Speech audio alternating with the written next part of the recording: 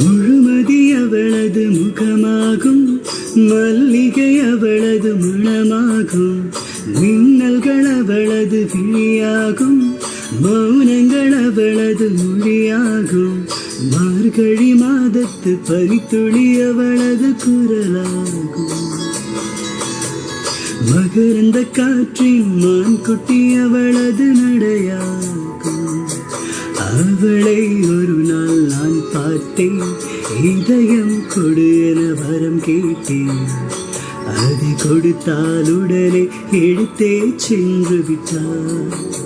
ஓ, முழுமதி அவளது முகமாகும், மல்லிகை அவளது மணமாகும், மார்கழி மாதத்து பனித்துளி அவளது குரலாகும், மகரந்த காற்றின் மான்குட்டி அவளது நடையாகும்.